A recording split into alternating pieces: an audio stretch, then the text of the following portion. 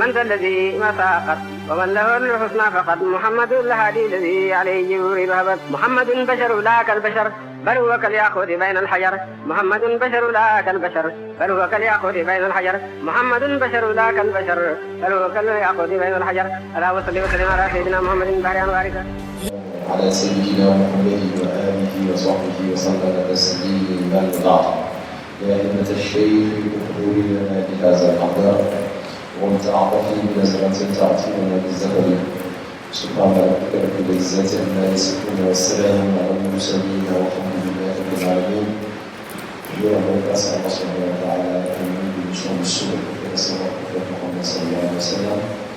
Nous sommes aujourd'hui le 8e jour du mois de Ramadan 2021 au centre islamique Moulana Cheikh Ibrahim Niass du massif Carrefour de l'Istanbul. Nous avons commencé depuis le 12 mois de Ramadan le commentaire des épîtres de Moulana Cheikh Ahmed Tijani. Nous sommes aujourd'hui à la deuxième lettre de Cheikh Ibrahim Niass et Cheikh Ahmed Tijani a dit absolument. Donc, notre frère et fils Arabi, Ansar Ahmad Arab, qui sera traduit maintenant par notre fils Hassan Sissé, afin de commencer le commentaire. C'est assez grave. Alhamdulillah, wassalatu wassalamu ala rasulillah wa ala alihi haqqa qadrihi wa miqdarihi al-azim. وما سمعته من الخاصية التي في الورد فهي واقعة لا محالة. وإياكم والتفريط في الورد ولو مرة من الدهر. وشرط الورد المحافظة على الصلوات في الجماعات والأمور الشرعية. وإياكم ولباس هدة الأعمال من مكر الله في الذنوب فإنها عين الهلاك. وترك المقاطعة مع جميع الباك وعاكب ذلك بينكم وبين الإخوان. وتزاوروا في الله وواصلوا في الله وأطعموا في الله ما استطعتم في غير تعسير ولا كد. وعليكم بالصبر في عمل الله فيما وقع من البلايا والمهن. فإن الدنيا تهوى الفتن وبلاياها كأمواج البحر. وما أنزل الله بني آدم في الدنيا إلا لمصادمة فتنتها وبلاياها. فلا قتم لأحد من بني آدم في الخروج عن هذا ما دار في الدنيا والصبر بحسب أهواله كل على قدر طاقته ووسعه.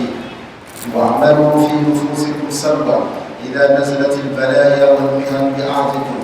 فليعلم أن لهذا خلقت الدنيا ولهذا بنيت وما نزلها العالمين إلا لهذا العمر. وكل الناس راقدون في هذا الميدان.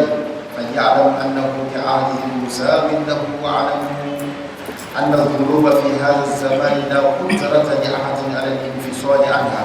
فإنها تنصب على الناس كمطر الغزير. لكن أقصروا منه كفرات الذنوب. وعاقب ذلك الصلاة الفاتحة لما قولك إليه. فإنها لا تترك لا تطرق من الذنوب شزة ولا فسا. Alhamdulillah. Quant à ce que vous avez entendu dire des vertus du mythe, cela est vrai. Mais gardez pour compte toute négligence de ce dernier. Ne serait-ce qu'une seule fois dans votre vie. Les conditions du mythe sont l'observance des 5 prières obligatoires collectivement et les autres prescriptions de la charia. Encore une fois, gardez-vous de toute croyance d'être à l'abri des desseins d'Allah en commettant des fautes volontairement, car c'est la perdition en soi, et d'éviter toute coupure de vos relations avec les gens.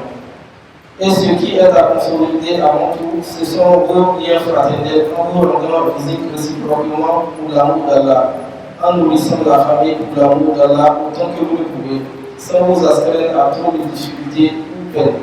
Je vous conseille aussi d'être patient si par la volonté d'Allah s'abattait les calamités et les épreuves. En ce monde, les calamités se suivent comme les vagues de la mer.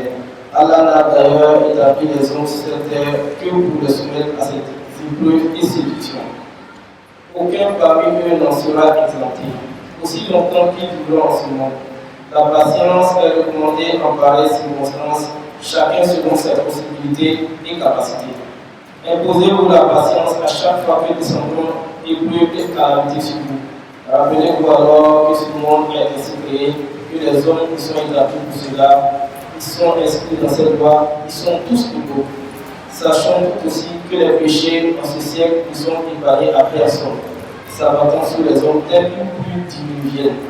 Ne cessez donc pas de multiplier les prières salvatrices, dont la plus indispensable, la salat al-Fati, qui ne laisse subsister aucun de ces péchés, qu'il soit petit ou grand. Alhamdulillah. Alhamdulillah Rabbil Alamin. Wassalatu wassalamu ala sayyidina Muhammadin wa alihi wa sahbihi wa sallam taslima.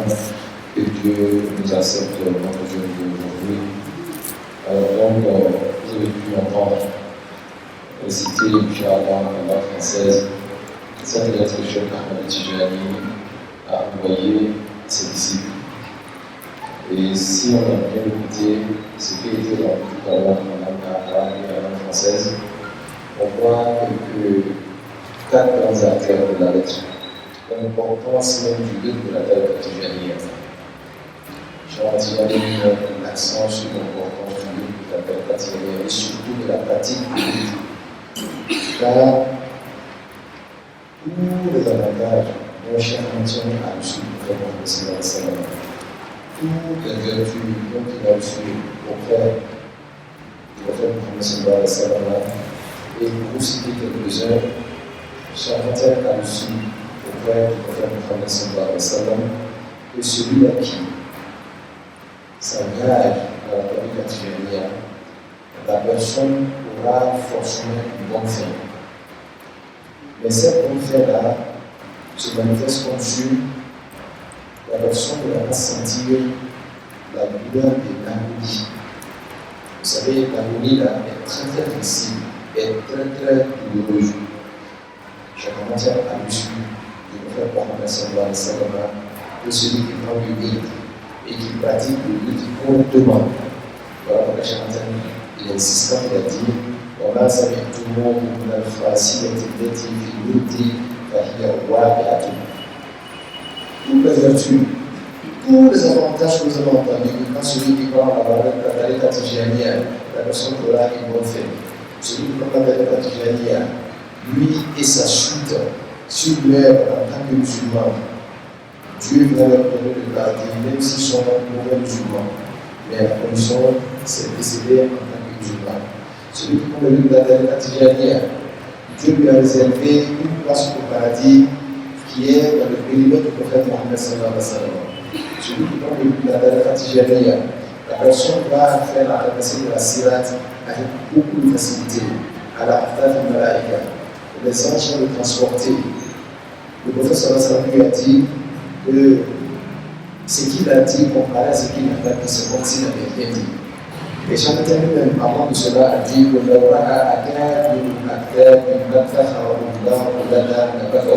ça veut dire que si les grands signes voyages que Dieu nous avait réservés, nous, les disciples, ces grands signes-là nous diraient et diraient à Dieu, tu as tout donné à chaque matière. Il dit que tout ce que Dieu a promis à la tariqa Tijaniya à travers le prophète Mohammed, il dit pouvoir et atom. Il dit que cela va se réaliser parce que c'est une promesse ferme qu'il a reçue du prophète Mohammed. Mais il y a toujours les mais. Qu'est-ce qui te fera profiter de ça? C'est parce que tu es disciple de Cheikh Ahmed Tijani. Et être disciple de Cheikh Ahmed Tijani, ça veut dire quoi? Ça veut dire que tu fais ton livre correctement. Ton lazim, tu le fais correctement. Ta wazifa, tu l'as fait correctement. Ton zikr, tu l'as fait correctement. Et la condition qui l'accompagne, c'est être un bon musulman. Un bon musulman, il prie en groupe toutefois qu'il a le moyen de le faire. Un bon musulman, il prie à l'heure toutefois qu'il a le temps de le faire. Prier en groupe, comme l'a dit le prophète Mohammed sallallahu alayhi wa sallam, ça a plusieurs niveaux. Il dit Islam, il va avant comme un général. Si deux personnes seulement se mettent ensemble pour prier, jusqu'à un nombre au-delà de ça, c'est comme si la personne avait prié en groupe. Mais plus le groupe il est grand, plus le mérite il est encore corsé. Le disciple de la tariqa Tijaniya, c'est celui qui, quand il prie, même si moi, un frère ne pas prier avec lui, tout cela n'interpelle. Est-ce que tu as prié dans le ensemble? Et s'il a fait aussi à une mosquée, il peut se rendre avant de prier à l'heure, il va se rendre dans sa mosquée pour prier. La prière en groupe, Cheikh Ahmed a insisté à cela pour beaucoup de raisons. Parce que souvent, quand on prie seul, il y a de fortes chances que sa prière ne soit pas entendue de la personne locale. Parce que toi-même n'ayant pas respecté les conditions de la prière. Mais quand tu vas prier en groupe, il se peut qu'il y ait une seule personne dans le groupe que Dieu aime et qu'à cause de lui, tu as accepté de prier. Donc, si tu regardes bien, c'est un conseil qui te donne, mais qui est utile à ta propre personne. Tu peux prier seul, Dieu accepte ta prière ou Dieu n'accepte pas ta prière. Mais si tu pries en groupe, tu as 95% de chances que Dieu a accepté la prière. Wahaza pour beaucoup de par rapport même à la baraka de la Jama'a. Et nous savons que le jour de la résurrection, les prières sont les premières choses autour desquelles les interrogations vont se passer. Celui qui a une seule prière qui ne va pas faire une prière correcte sera peu le recaler. Alors, Cheikh Ahmed Tidiane a mis l'accent sur ça, la prière en groupe, la wazifa également en groupe. Chaque jour, nous jouons de la cabane. Faire la wazifa en groupe, là, c'est un grand charge. Ça fait que le bénéfice, là, il est bonifié. C'est vrai que si tu fais la wazifa, tu es seul. Dieu accepte ce que c'est la condition. Mais si tu fais la wazifa en groupe, tu as un plus par rapport à celui qui va faire seul. Et Chamatel avait insisté que l'on parle finalement du wazifa avec nous à la propre. Si vous saviez ce qui se trouvait à l'intérieur de la wazifa. Et qu'est-ce qui se trouve à l'intérieur de la wazifa? Est-ce qu'on appelle la contagion? C'est ce que nous avons dit avec par rapport à un groupe. Quand tu pries en groupe, si toi-même tu as un niveau assez bas, mais par la dimension très grande d'une personne qui prie parmi vous, la dimension si petite peut être élevée à la dimension si grande de celui-là qui est bon, qui est dans la prière. Et c'est comme ça la wazifa. Voilà pourquoi dans la wazifa, on demande à chacun, quand on finit de faire la wazifa, que chacun salue son frère. Cette personne-là a un sens dans la Tijaniya. Ça fait que la baraka, déjà, si toi tu ne peux pas parler de Sri Musafa, ça pénètre tout ce qui est là. Quand tu as salué l'homme qui est la personne que Dieu aime, ou bien tu as salué celui-là qui a salué l'homme que Dieu aime, et ainsi de suite. Mais même si vous ne vous êtes pas salué, le Saint-Père d'être ensemble dans la wazifa, la présence de l'esprit du prophète Mohammed sallallahu alayhi wa sallam fait que tout le monde est accepté. Et c'est le moment aussi de distribuer la lumière mohammedienne. L'esprit mohammedien est très généreuse. Quand elle se retrouve avec des personnes, personne ne se lève et partir sans en sortir avec quelque chose de révélation locale. Alors donc, pour bénéficier de tout ce que Cheikh Ahmed Tidiane a reçu auprès du prophète Mohammed, il faut être un bon musulman, parce que le dimanche, c'est plutôt le monde d'Al-Fasiya, à l'aide de si vous avez entendu les vertus, les avantages de la Tijaniya, pas forcément s'accomplir. Mais il y a le tafrid de l'unité. Faites gaffe de négliger aucunement l'unité. Parce que si tu veux bénéficier des avantages du mérite, il faut être d'abord un bon pratiquant.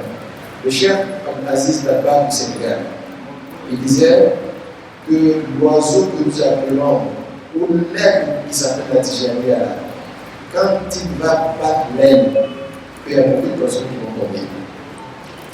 Ce qui veut dire que beaucoup de personnes se réclament chaque Tijaniya, mais ils ne sont pas du tout.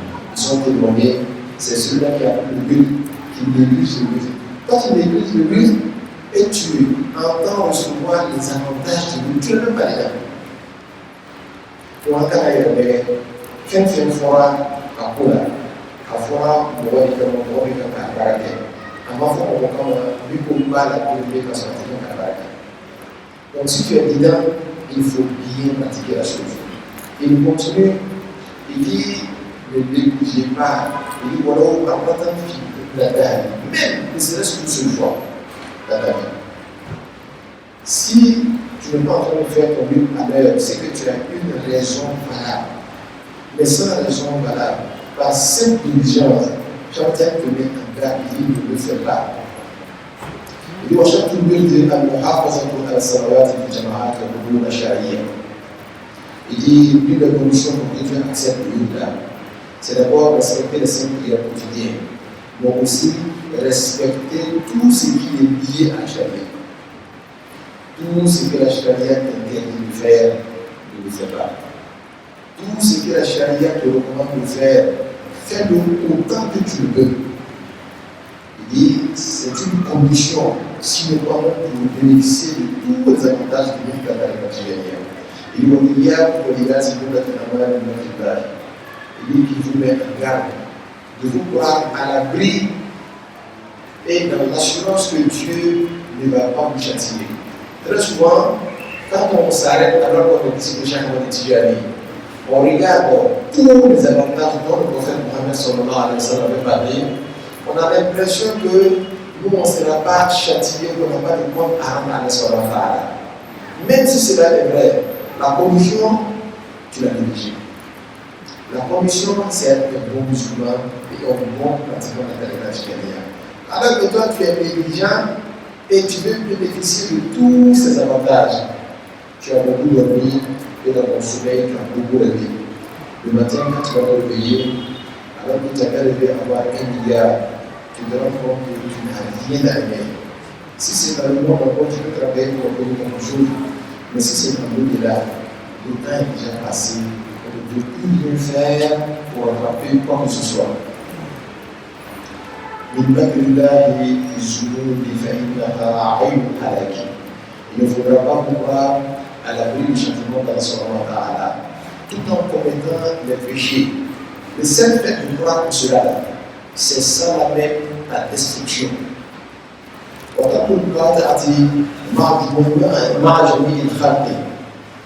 Il vous met en garde aussi de vous couper de vos frères. Quand on vit ensemble, quand on vit en communauté, il n'y a rien à faire, il y aura des différends qui vont exister entre nous. Quels que soient les différends qui existent entre toi et quelqu'un, ne te coupe pas de lui, surtout si c'est ton frère en islam. Surtout, et mieux encore, si c'est ton frère dans la tariqa tijaniya. On ne bouge pas dans la tariqa tijaniya en islam au-delà de 3 jours. Mais je constate que dans cette tijaniya, souvent tu vois une personne, tu vois un tel, tu lui dis, là, il y a un tel, tu lui dis, ah, moi je ne parle pas, je viens de là. On se demande de dire en France, quel type de disciple Cheikh Tijani. Si tu es digne de Cheikh Tijani, tu dois pratiquer les recommandations de Cheikh Tijani. Quel que soit le problème, ton frère et ton frère, s'il a fait quelque chose qui n'est pas bon, pas lui. Trouve un moyen de t'entretenir avec mon frère, avec mon ce que tu as fait, je vais apprécier. Tu verras que si tu le fais dans ton respect, vous allez trouver une solution. Et la fraternité là, elle est tellement importante dans la tariqa tijaniya que celui-là qui s'éloigne de son frère, le prophète Mohammed sallallahu alayhi wa sallam, lui-même s'éloigne de lui. Il a dit à chaque Tijani, il dit à tes disciples qu'ils ne posent pas du tort en posant du tort à leurs frères. Si tu es disciple chaque Tijani, tu sais que j'ai eu pouvoir avec ton frère, et tu sais que l'action que tu vas poser va poser du tort à Cheikh Pouvoir. Si tu le fais, c'est à Cheikh Tijani que tu as posé du tort, et finalement c'est ton prophète Mohammed que tu as posé du tort. À chaque Tijani, parce que tu as donné le conseil, tu n'as pas écouté. Mais le prophète dit que si tu fais ça là, tu lui pourras poser du tort. Alors donc, faisons beaucoup attention afin que les actions que nous posions ne soient pas des actions sans aucune valeur. Tu vas voir quelqu'un, toujours celui qui est en train de faire son nazim, sa wasifa, son zik du vendredi, alors que son frère qui est à côté de lui ne lui parle pas. Voilà, c'est pas digne de nous. C'est pas digne. Et je dis ça, si l'un d'entre nous ici avait ce comportement-là avec un de ses frères, qu'il trouve des solutions pour résoudre le problème une bonne fois pour toutes. Et il continue. Il dit فإنها عين الهلاك وترك مقاطعته مع جميع الخلق وآكل ذلك بينكم وبين الإخوان وتذاكروا في الله وواسلوا في الله وأطعموا في الله ما استطعتم في غير تعسير ولا كذب. Quand il a fini de nous mettre en garde, il nous recommande maintenant des valeurs. Et parmi ces valeurs, nous avons rendez-vous visite mutuellement. Quand tu fais 2 ou 3 jours, tu ne vois pas ton frère.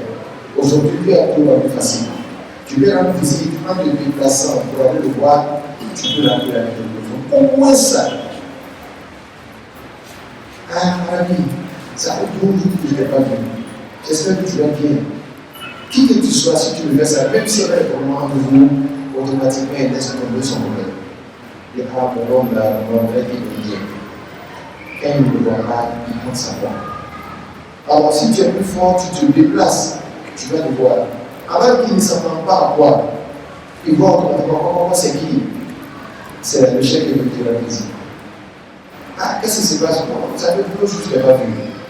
En tout cas, est-ce que ça ne fait pas plaisir? Alors, on doit nous exhorter à le faire. Tu fais quelque chose que tu ne vois pas ton frère, fais l'effort à appelle-le.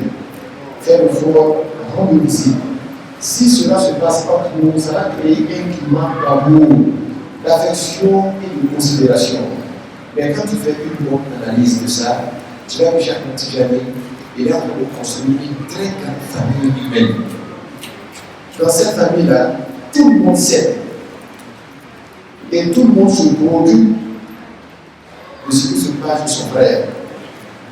Quand tu sens que ton frère se produit de toi, tu es content, tu es heureux. Et ce type de lien-là, quand il existe entre les membres d'une même famille, alors cette famille est appelée à être une famille forte et une famille solide. Parce que l'amour réel existe entre les membres de cette famille. Il nous reste quelques minutes. Il dit, il dit aussi, prenez à manger et faites-le pour Dieu. Rendez-vous visite et faites-le pour Dieu. Il dit, faites cela autant que vous pouvez. Voyez-vous, toute action que tu mènes pour Dieu, même si celui qui est en face de toi n'est pas reconnaissant, tu n'es pas dessus. Parce que tu n'avais pas fait pour lui-même. Que lui te reconnaisse ou pas. Quand tu sais que le Dieu pour qui tu l'as fait là, lui il va te reconnaître. Ce qui fait que très souvent nous sommes déçus les uns des autres, c'est parce que nous traitons avec Dieu, nous ne traitons pas avec Dieu. Cher grand estime que nous sommes faits pour nous. Nous ne traitons pas avec les êtres humains, mais nous traitons avec Dieu avec les êtres humains. Quand il m'a fait me poser avec ses coups, c'est la personne qui le regarde. Pour lui, il est en train de traiter avec Dieu. Que ceux qui ne connaissent cela ou pas, ils s'en foutent de cela. C'est ça que Dieu va nous connaître. Et pour cela, il ne va pas tenir rigueur des émissions. Il peut donner des conseils à ceux qui sont pour, il sait que vous pouvez comprendre. Mais pour vivre, il s'est défait de surtout. Parce que ceux qui ont des visions sur certains bords, tu verras très rarement les autres qui le font. Parce que eux, avant ta propre personne, c'est Dieu qui voit. Et c'est très important d'insister sur ça.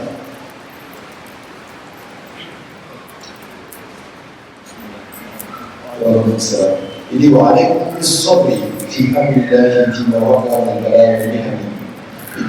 il vous exhorte également à observer la patience quant à l'épreuve dans ce moment-là.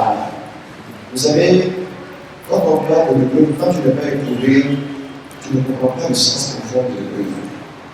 Quand quelqu'un perd quelqu'un, peut-être tu regardes de loin, quel que soit ce que tu ressens, ça ne peut pas être comme celui-là même qui a été infligé par l'épreuve. Et le jour que tu vas perdre un être qui était très cher, c'est dans ce moment-là que tu sauras ce que l'autre avait subi. Mais même dans toute cette condition, Jonathan te demande d'observer la patience. C'est-à-dire que toi, tu n'iras pas faire ce que Dieu n'a pas commandé. Tu n'iras pas te plaindre partout en disant que Dieu ne m'aime pas. Tu ne feras pas tout ce qui est contraire à l'éthique. Tu vas souffrir, mais souffrir dans la dignité. Et un musulman souffre toujours dans la dignité. Le prophète Mohammed sallallahu alayhi wa sallam, quand il a perdu son fils Ibrahim, on a vu le prophète avec lui. Il dit, pourquoi tu pleures? Bien sûr, il dit, la haïm n'a pas marre. Voilà, إله وإنا لله وإنا إليه راجعون. Notre religion est une religion sensible. Je ne peux pas permettre d'être très cher et puis c'est comme si je m'en foutais. Notre religion a une part d'émotion. On ne t'empêche pas de faire vivre tes émotions, mais dans l'activité. Si tu veux pleurer, pleure. Mais ne pleure pas en disant que tout le monde est sorcier. Ne pleure pas en accusant ton frère, en accusant ta soeur, en accusant tes cousins. Au-delà de cela, c'est Dieu. Qu'est-ce que le sorcier peut faire sans la volonté de Dieu? Qu'est-ce que le féticheur peut faire sans la volonté de Dieu? Tu dois avoir une vision qui va au-delà des personnes, une vision qui voit à son regard. Et celui qui voit Dieu dans tout ce qu'il arrive, il parvient à être patient dans le peuple.